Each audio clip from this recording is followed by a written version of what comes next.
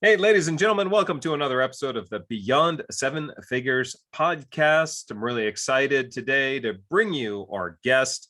He's been the CRO of a company called Disruptive Advertising and has had a massive influence in taking the company from 10 employees over to 140 employees at a run rate of just over $23 million. The company has been on the growth tracks, putting him on the Inc. 5000 for 4 years in a row. And of course, part of that is having a great team and a team culture, which is indicated by being labeled as both USA Today's and Glassdoor's best places to work. I can go on and on and on. As you can imagine, Daryl Klingaman's bio is actually quite extensive. So, but rather than go too deep into the bio, I want to bring him to you. Daryl, welcome to the show, my friend. Yeah, thank you, Charles. Excited to be here.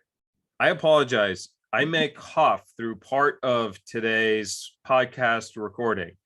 I just got back into the clear. I had a solid 2 weeks of COVID, which was, it basically sucked as bad as everybody says. A fever every day for 2 weeks, the coughing galore. So back in the saddle, life is great. Energy is getting back up there. But if I cough, that's what's going on. You and me both, brother. Luckily, it's been just a head cold for me, but I've got a little scratch myself. So we'll do it together. No worries. Well, yeah, we'll talk about a great pair, right? Yeah, but for our listeners, I promise you, it's any of the coughing is more annoying for us right now than for you. But we'll do our best to keep it to a minimum. So, actually, I'm going to start with. There we go, coughing, right?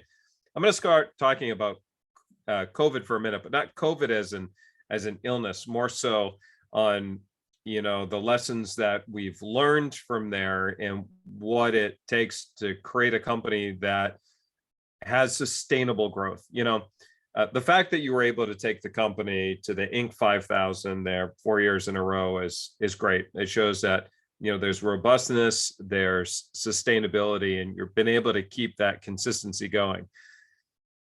When we're dealing with a lot of founder-led companies, where there's so much pressure on the business owner itself, when they're juggling so many different plates, when they're juggling, they've got so much going on. The idea of COVID disrupting their business, meaning taking the CEO out of the picture, can be devastating for many organizations. I've known companies who have gone completely out of business, lost all their clients because the founder itself was in the hospital for a period of weeks. They spent a decade growing the company and it went out of business like that. Very dangerous, vulnerable place to be in. Let's start there. How dependent is disruptive advertising right now on either one or a few key employees at the moment? Yeah, that's something that we've actually focused on quite a bit. And it's important. The conversation that we start having very early on is, hey, who, if they got hit by a bus, would be super detrimental to the operations of the business? And anyone that shows up on that list, how do we build in some contingencies, some redundancies there? Even if it's not real friendly on margin, how do we build in a little bit of safety and security there? Sure. And we've been a company for it's 8 years now. I've been with the company for 7 years now, and that conversation's probably been going on for 5 years. So we were 3 years deep as a company probably when we started asking that question. Who, if they were to get hit with a bus, would be super detrimental to the operations of the business? And then let's build in redundancies there. And so there's not a lot of players in the company right now that if they were gone for a couple of weeks or a month, or maybe even a couple of months, would be extremely detrimental to the operations of the business. And when you say redundancies, give me an example of how you set up the redundancies to ensure the company can operate without certain key players being there every day? Sure. Yeah. So one example is with me in my own department. A few years ago, I was closing all of our largest enterprise deals, and we didn't really have anyone else that we felt like at that time was in a spot that they could step in and handle those deals. And we saw that as a big risk, a big threat to the company, and said, hey, we might not need an enterprise salesperson quite yet. We could probably push it a little bit longer and preserve a little more margin if we were to do that. But if you get hit by a bus, we want to keep closing those enterprise deals. So let's invest in getting someone else to a spot that they can help with those, and they could be in a position to take on those larger deals if you were unable to do that. So that's an example in my department. We've got a similar thing for our CTO who works on our proprietary software of, hey, that's great that you know what's going on, but if you get hit by a bus, nobody else knows what's going on. Let's bring someone else in. Let's catch them up to speed. Let's get them familiar with it. Even though we might not need them immediately in this moment, let's invest in having them here in case there were, something happened to you and we needed someone else to step in relatively quickly there. That's smart. By matter of coincidence, we actually did a dry run before I got COVID and was, for all intents and purposes, I removed myself out of the picture for a while so I could focus on my health, which was important.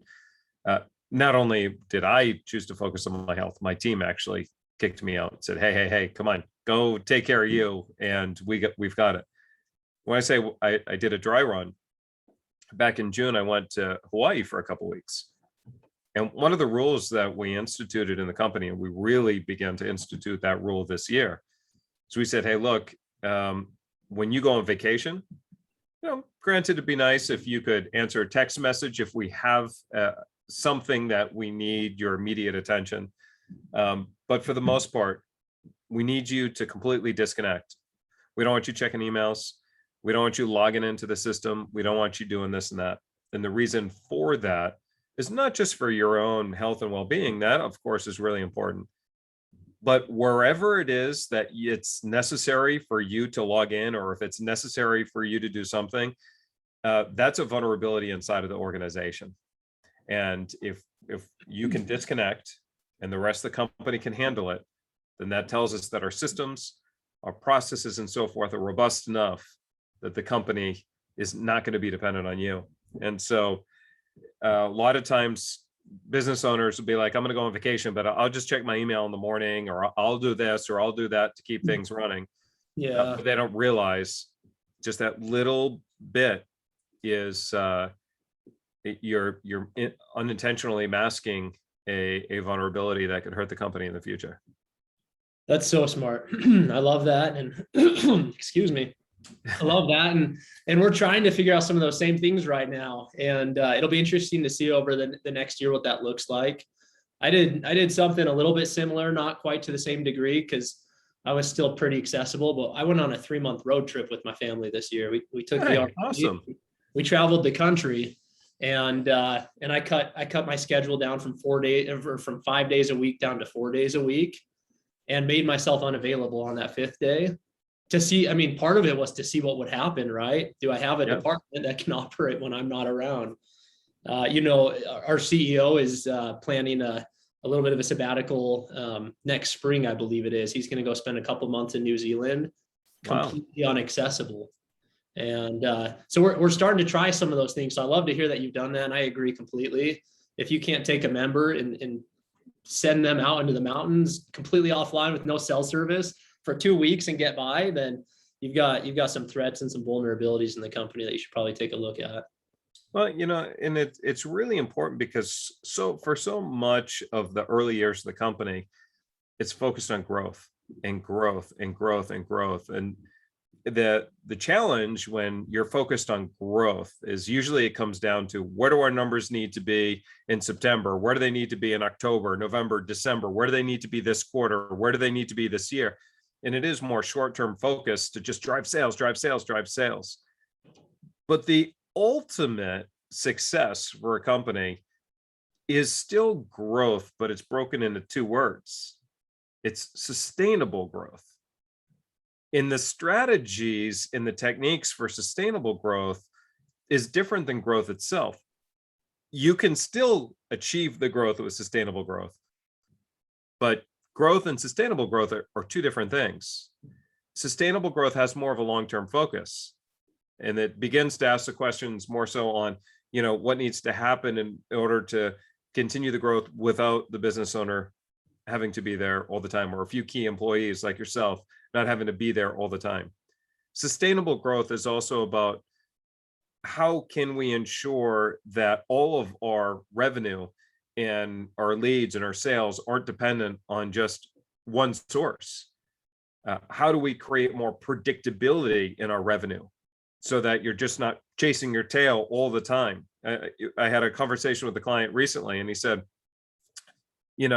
people don't understand that in the early stages of the company, if we wanted to grow by 30%, that meant next year we had to have 30% more clients because at that point they didn't build in any MRR or ARR or anything of that matter. Yeah. So there's a lot more to think about when it comes to sustainable growth. Totally. And I'll tell you, I was just having a conversation with someone yesterday and talking about our path here at Disruptive Advertising. And, in the more recent years, we've gotten more, pretty serious about what type of growth we want to experience. Because you're exactly right. In the early days, it was, you ate anything you could kill, right? Anything you get your hands on. And it's kind of revenue at all costs, and it's kind of reflecting, and it came up in the conversation, man, if we were to do it all over again, probably do it a little bit differently, right? We were definitely thinking growth at all costs and growth for growth's sake in the early years. I think that's where a lot of founders are, a lot of small business owners are.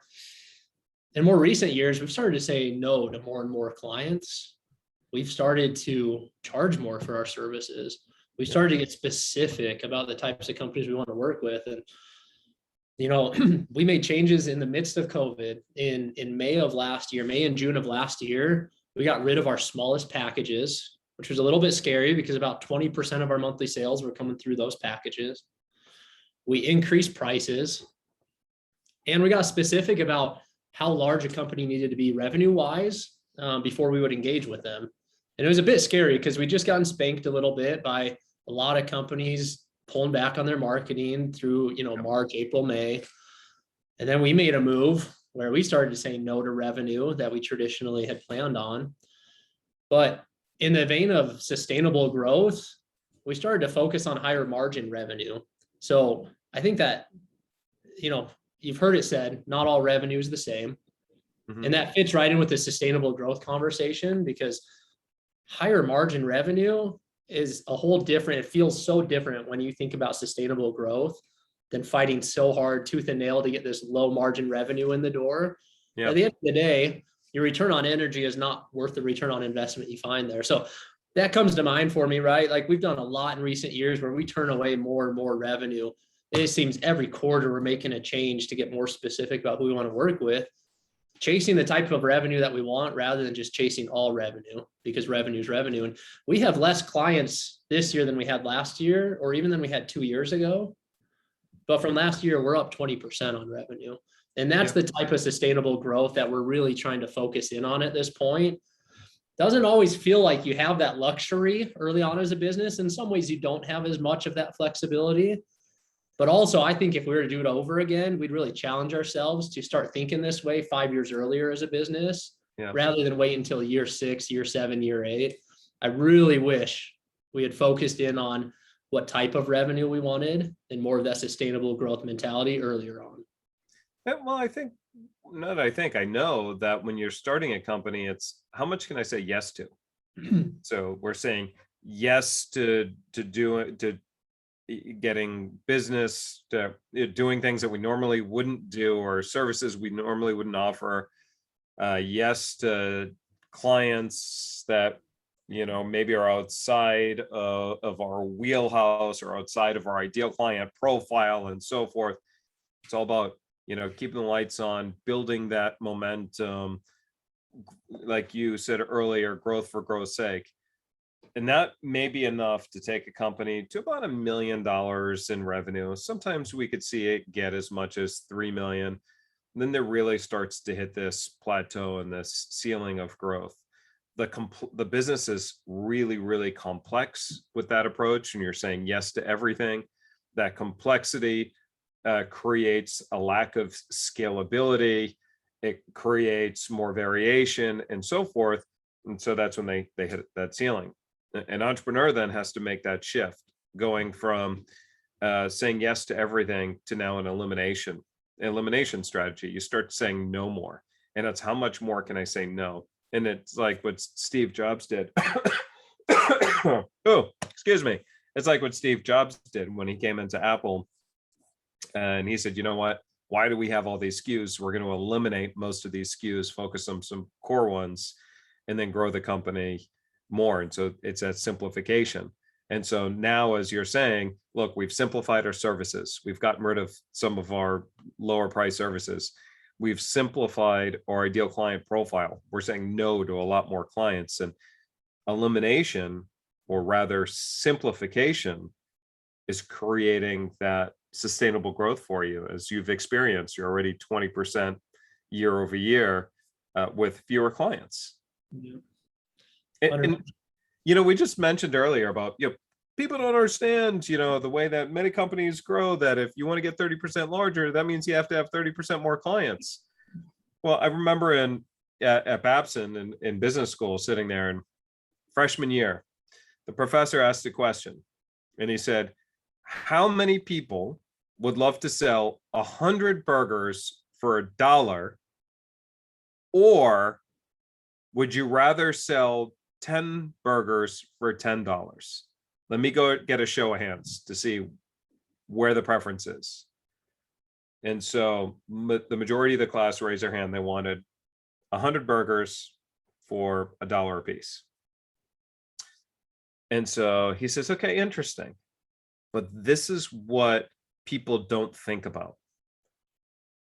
When you're building a business based on volume, you need the infrastructure, the people, the labor. People don't think of what it takes to fulfill 100 burgers versus just 10.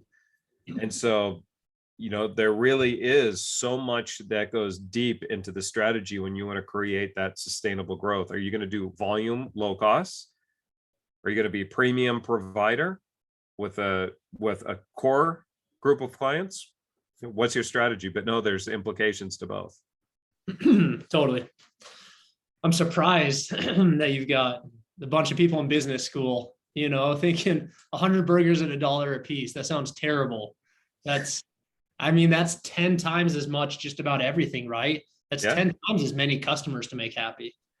10 times as much material, 10 times as much just energy in general going into the same amount of revenue, right? And very likely what that means is less margin, right? Same amount of revenue, less margin, more energy expended. So lower ROI with a lower return on energy, it just doesn't seem worth it. I think there's ways to build that model, right? McDonald's has done it. Which is why everybody raised their hands, because they went to, wait a minute, what companies do I know that are selling burgers that are doing well? McDonald's. They sell them for $1. Therefore, I want to be like McDonald's. That's why they raise their hand. But you're right. And so there's a way to do it, right? And sustainable growth there is a little bit different. You've got to think a lot about automation. And again, I think it comes back to return on energy big time. You can either charge more and have a more premium service, and that's how you achieve a return on energy, or you can just automate the crap out of what you're doing.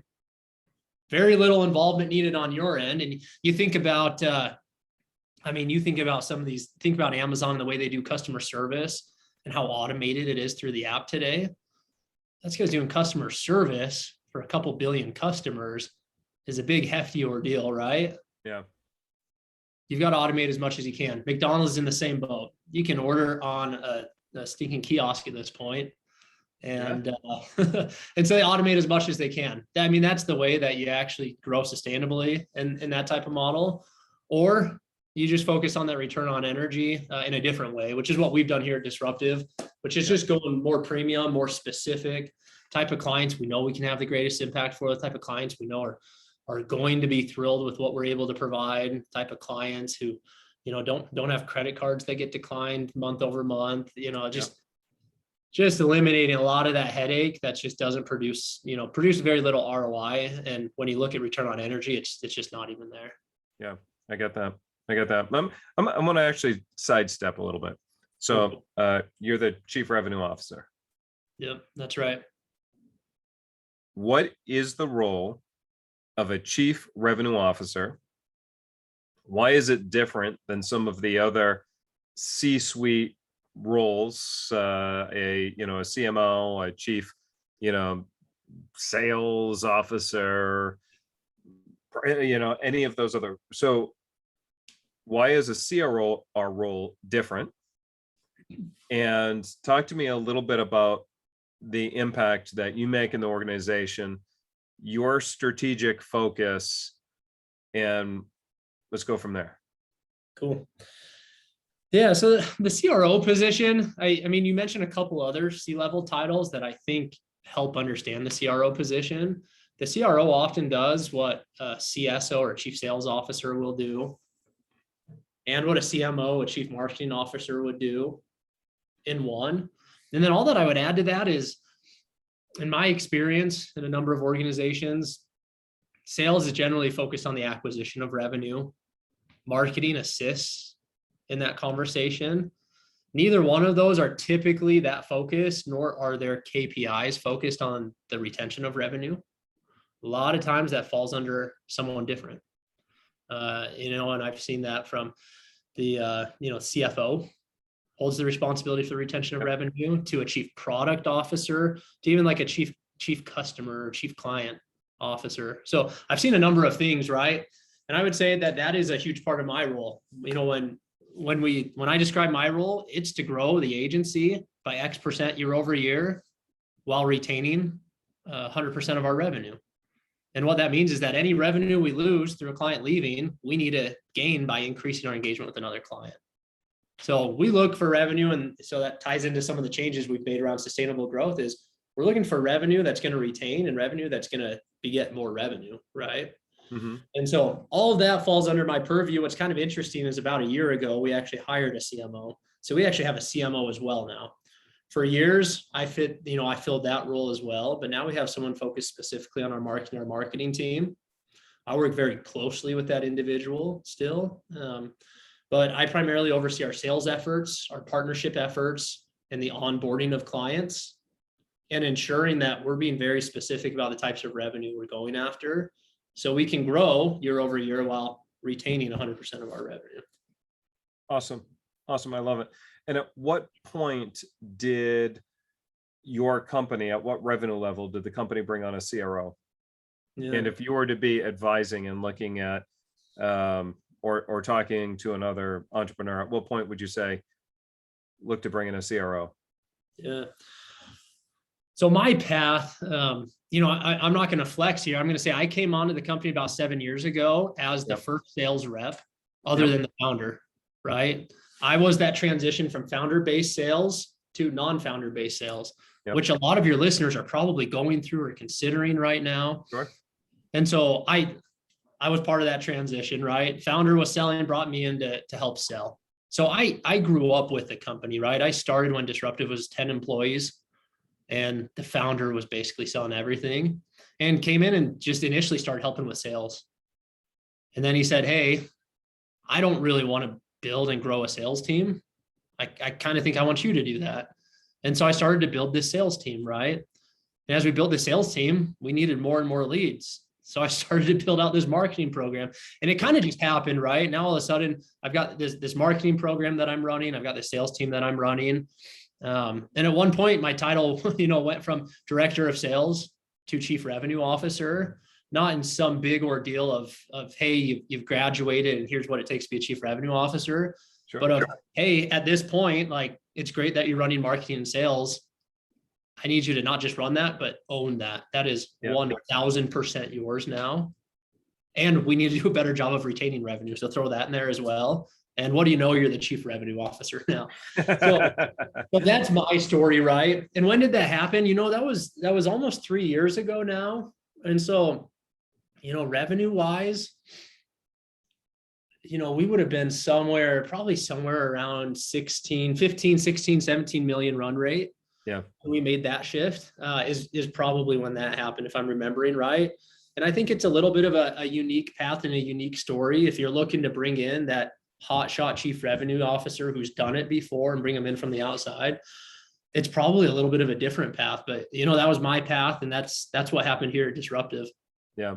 Inside of our company over at Predictable Profits, we brought in a CRO before even considering a CMO or a CSO or whatnot, simply because, as we're scaling, like you said, we just needed somebody to own both departments. Eventually, you start to segment more and more and more, but, that's that. So the CRO was hired even before a CMO and whatnot. Yeah, So, and I see that making a lot of sense. I mean, that was kind of the case on our end. We didn't have someone heading up sales and someone heading up marketing. That was me. And even before it was the CRO title, that's kind of what I was doing already. But it makes sense, right? That's one individual seeing both efforts, which I think makes a ton of sense in general. I think in terms of business strategy, I see so many marketing sales departments that are at odds with one another. It helps to have common KPIs and common leadership, but it also makes sense from the standpoint of, as a smaller company, you're not going to hire a CSO and a CMO. Yeah. Right. That can be tough. And so you're weighing out, which one do I hire and which one do I continue to do as the owner? It can make a lot of sense to hand it over to a CRO who's able to handle both. Absolutely, for sure. So you've been with the company for a long time. The company's had extraordinary growth. They've been in the Inc. 5,000 for the past 4 years in a row. What would you say the biggest thing you've learned through that experience, watching the company throughout all these years go from, earlier stage to now multiples of 8 figures? Yeah. To boil it down to the single biggest thing I've learned, that's difficult. And I think there's big things that you learn kind of at each step in the process. And so I think a few that I would highlight is, one, as a small company, I was very impressed by the way that we did business and our original founder, his mentality around business. It was so refreshing to me, being a part of a number of different organizations where revenue, the almighty dollar drove every decision, to a situation where people, drove the decision. And what I mean by that is like the impact that our decisions would have on people, whether that's employees or clients, drove more of the decision than the almighty dollar did. It was a refreshing, more ethical way of doing business than I'd experienced elsewhere. Yep. And I saw a relatively successful, the company was a year old with 10 employees at that point. I said, man, maybe there actually is something to doing business this way. And I like this. This feels a lot better to me than what I've seen elsewhere. So that was like right out of the gate, one of my big learnings, one of the things that just married me to this organization from the get-go.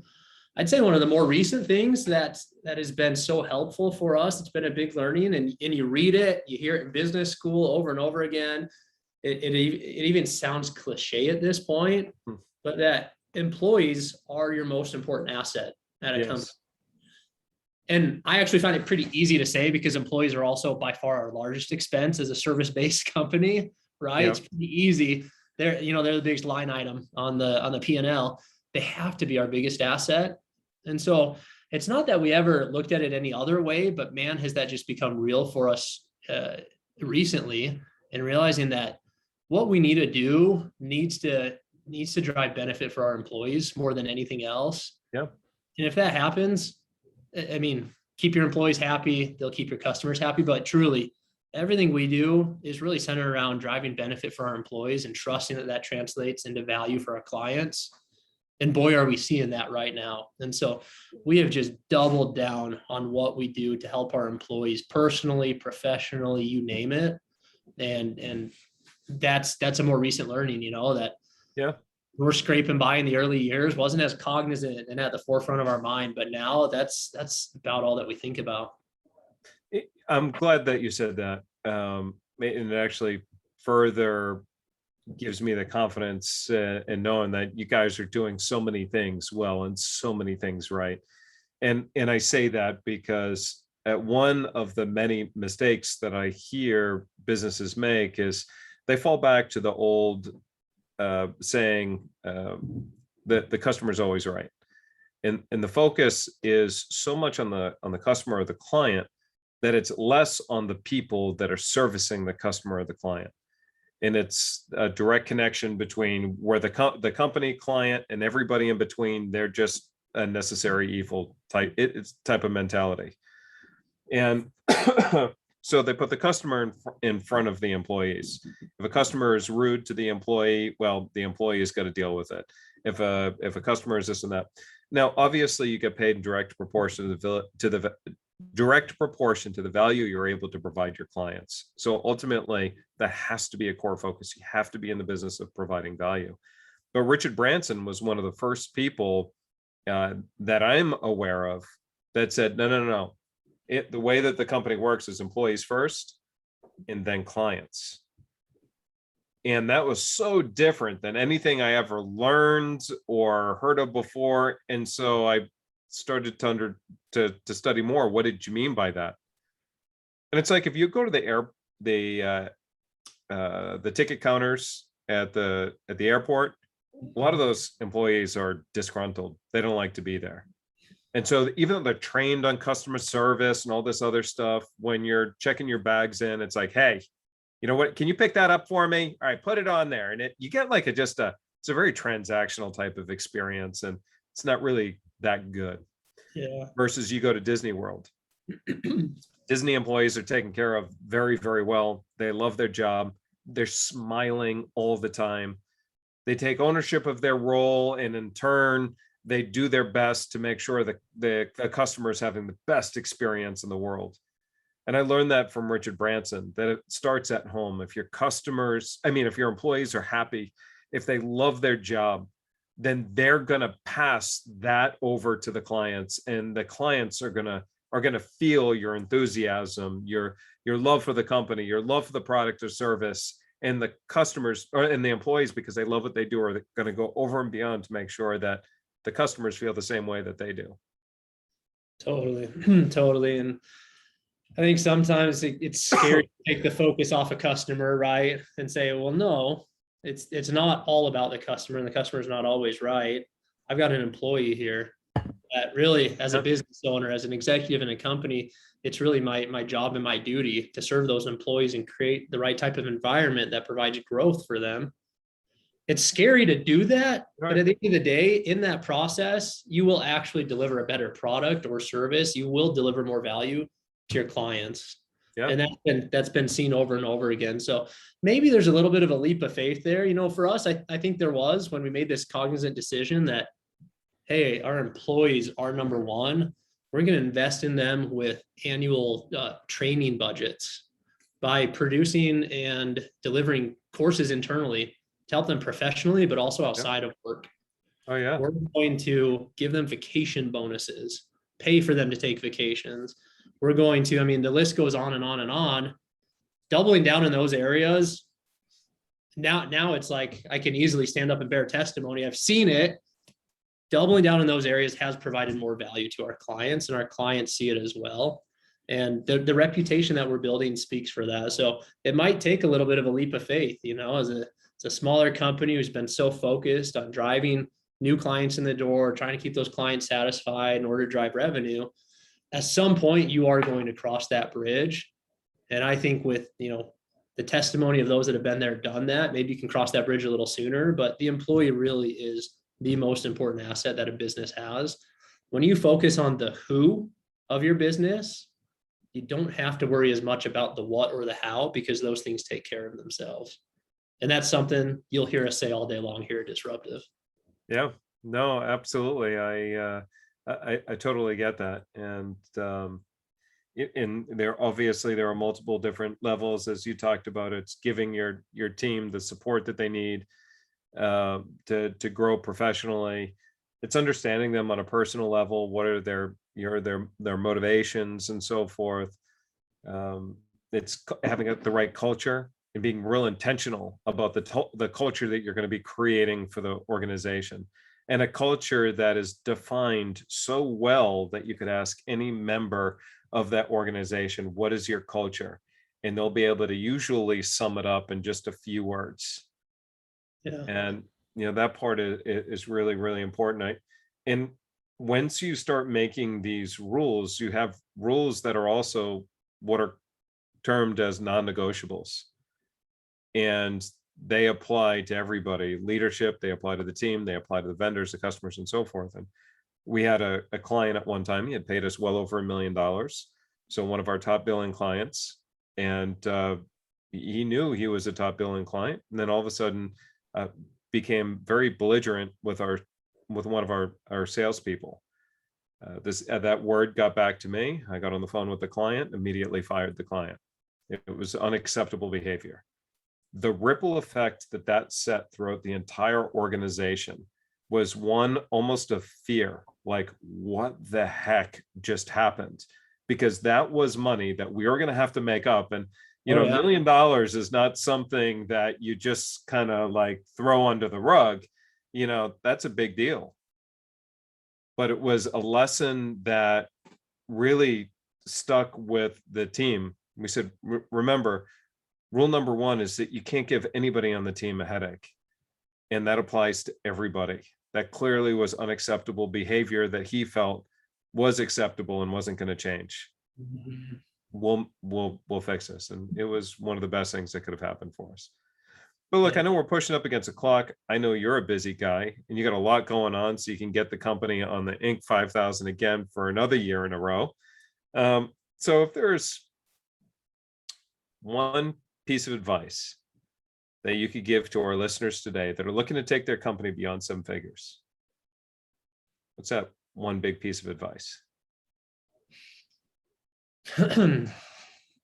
Here's the one I'm going to throw out because it popped into my head right away. I might think a little bit longer and change my direction on this answer, but what pops into my head is just get real about why you want to push beyond 7 figures. I think in a lot of cases, when you get real about that, pushing beyond 7 figures isn't actually what you're after. Sometimes reaching that 8-figure mark, sometimes getting beyond that actually does represent what you're looking for. But I find a lot of times that we as leaders in a company, as owners of companies, we're chasing growth for growth's sake, and we lose everything about why we started this in the first place. Yep. So get real about why do you want to get past 7 figures? And you may find that you don't, right? And you're perfectly happy with where you're at.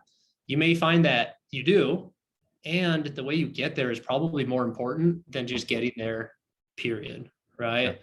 And so the 8-figure mark doesn't mean a whole lot if the return on energy isn't there. Yep. If the return on investment isn't there, if you're not making any money along the way. I've seen plenty of 8-figure businesses at this point that don't make money, Charles. Yeah. And some that do make money, but certainly not enough to outweigh the energy going into it. And so I'd say just get real about why you want to get there and make sure that those things are part of the process and that those things aren't non-existent as you're driving, trying to get to 8 figures. Just be real about why 8 figures? Why did you start this in the first place? Make sure that continues to be a part of the process and you don't lose that along the way. I love that, man. Love it, love it, love it. Now, people want to learn more about you and your company. Where should they go? Yeah. So disruptiveadvertising.com. That's the website. You can go and find us there, see what we're up to. If you want to connect with me personally, LinkedIn is probably the best way. It's Daryl Klingaman on LinkedIn. I know that's a tough one. Yes. The German last name will catch you, but it's Klingaman. Go ahead and connect with me on LinkedIn. I'd love to hear from you, and we'd love to chat with any one of you. So don't hesitate to reach out. Awesome. Daryl, thank you very much. I appreciate you being here today. You've given us a whole wealth of information. And, for everybody listening, check out disruptiveadvertising.com and Daryl Klingaman. So be sure to follow him over on LinkedIn. I've got a feeling that, they're going to be on the Inc. 5000. This isn't their last time. They'll do it again and again and again and again. So be sure to follow them. I'm sure they'll be able to impart some advice along the way.